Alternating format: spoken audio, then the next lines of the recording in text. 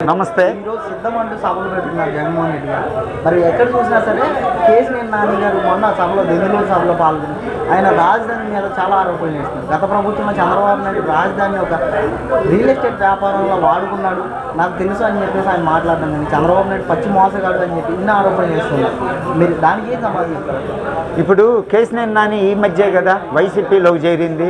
కేసీఆర్ నాని తన రాజకీయ స్వార్థం కోసం పక్కనాళ్ళని ఎవరిని ఎదగనీయకుండా ఒక ఏకపక్ష నిర్ణయాలు తీసుకుంటూ పార్టీకి ఎవరైతే ఇప్పుడు విజయవాడ సిటీలో ఉన్న 3 నియోజకవర్గాల్లో ఉన్న నియోజకవర్గ స్థాయి నాయకులు కానీ అటు గద్దె రామ్మోహన్ రావు గారు కానీ బుద్ధా వెంకట వీళ్ళందరూ ఉన్నారు కదా, అందరం కలుపుకొని కదా పార్టీని పోయి కదా ముందు పార్టీని డెవలప్ చేయాలి. ఆయన ఒక ఎంపీ కదా, ఎంపీ అంటే 7 అసెంబ్లీ సెగ్మెంట్స్కి ఒక రిప్రజెంటేటివ్ కదా. ఆయన అటువంటి ఆ రోల్స్ అన్నీ ఆయన చేయకపోవటమే. అంటే పార్టీ క్రమశిక్షణకి పార్టీ విధి విధానాలకు కట్టుబడి ఆయన నడుచుకోలేదు కాబట్టి పార్టీ ఆయన దూరంగా పెట్టడం జరిగింది. దాన్ని ఆయన నిమిడ్చుకోలేక పార్టీ మారాడు, వైసీపీలోకి వెళ్ళాడు. అక్కడేదో ఆయన ప్రాధాన్యత ఏదో ఉంటుంది అనుకున్నాడు, పోయాడు, తప్పులేదు. ఎందుకంటే ఆయనకు నచ్చలేదు కాబట్టి పార్టీని వదిలిపెట్టిపోయాడు. నువ్వు పోయిన తర్వాత ఎందుకు చేస్తావయ్యా కేసీఆర్ నాని? పార్టీలో ఉన్నప్పుడు కదా నువ్వు చేయాల్సింది. చంద్రబాబు నాయుడు ఒకవేళ అమరావతిలో రియల్ ఎస్టేట్ వ్యాపారం చేశాడు అనుకున్నా, అమరావతిలో దోపిడీ జరిగింది అనుకుంటే ఆ రోజు ఏం చేశావు? నువ్వేమన్నా నా నోటికి ఏమన్నా ప్లాస్టర్ వేసుకున్నావా, లేకపోతే ఏమన్నా పెవికాలు ఏమన్నా పూసుకొని నీ పెదాలకు ఏమన్నా అతుక్కున్నావా? సిగ్గుండాలు చెవటానికి.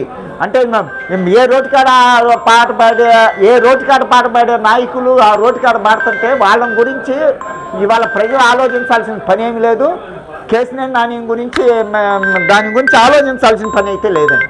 ఎట్టి పరిస్థితులు ఆలోచించాల్సిన పని లేదు. చంద్రబాబు నాయుడు రాజధాని చుట్టూ తనకు కావాల్సిన వాళ్ళని ఏర్పరచుకున్నాడు. ఈ 5 ఏళ్ళలో ఓడిపోయిన తర్వాత రేపు అధికారం వచ్చిన తర్వాత దోచుకోవడానికి సిద్ధంగా ఉన్నాడు. పెత్తందారులకు ఇప్పటికే రాష్ట్రాన్ని దోచుకోవడానికి ఎక్కడెక్కడ భూములు ఉన్నాయని కూడా వెతుక్కుంటూ వస్తున్నాడని చెప్పి చాలా ఆరోపణలు చేస్తున్నారు. దానికి ఏం చెప్తారు? నేను ఛాలెంజ్ చేసి చెబుతాను. ఎందుకంటే మాది నీరుకొండ గ్రామం, నా పేరు నరేంద్ర బాబు. మా కుటుంబం నుంచి మేము 35 ఎకరాల భూములు ఇచ్చాము. రాజధానికి 3 అన్నదమ్ములమే. ఆంధ్రప్రదేశ్ రాజధాని అమరావతి ఇప్పుడు ఏదైతే భూ సమీకరణ జరిగిందో 29,881 మంది రైతులు 34,322 ఎకరాలు ఇవ్వటం జరిగింది. ఇందులో ఎస్సీ ఫార్మర్స్ ఎకరము అరెకరం ఉండాళ్ళు ఇచ్చిన వాళ్ళు ఉన్నారు. అదేవిధంగా అప్పర్ కమ్యూనిటీస్కి వచ్చే తలకి రెడ్డి సోదరులు, వీళ్ళు కాపు సోదరులు అందరూ ఉన్నారు. అక్కడ కమ్మారనే ఎవరు లేరు.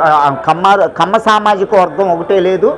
పోతే అక్కడ ఏం రియల్ ఎస్టేట్ జరుగుద్ది? ఇప్పుడు మా ఊరు ఉంది, మా నీరుకొండ నుంచి 1100 ఎకరాలు మేము ఇచ్చాము. అక్కడ ఏం జరిగింది? ఏం జరగలేదే. ఇంకా సిగ్గుండాలి ఈ ప్రభుత్వానికి.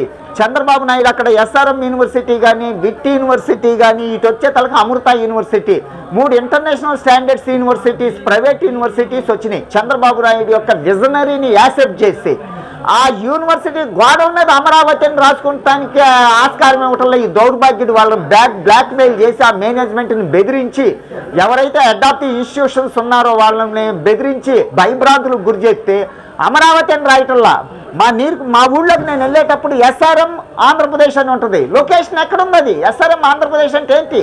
ఆంధ్రప్రదేశ్ ఎంత ఈ స్టేట్ ఎంత? సుమారు 7 లక్షల చదరపు కిలో, ఒక 70-80 లక్షల చదరపు కిలోమీటర్లోనూ ఉంది సుమారు నాకు తెలిసి.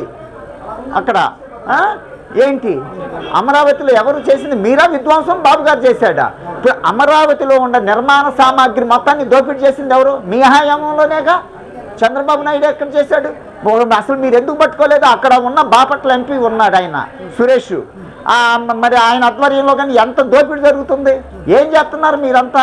ఆ పైపులు మోసుకెళ్ళారు కదా, వాటర్ పైపులు, ఐరన్ పైపులు, ఎంత చేసి రాష్ట్రాన్ని సర్వనాశనం చేసి మీరు చేసి మళ్ళీ చంద్రబాబు నాయుడు మీరు చేస్తాడంటే జనం నమ్మటానికి అంత పిచ్చాళ్ళ? మీ ఇష్టం వచ్చినట్టు చేయటానికి